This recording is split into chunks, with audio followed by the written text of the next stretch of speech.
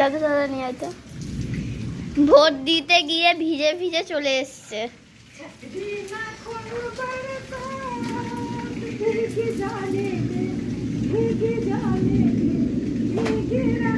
এই যে একজন দাদা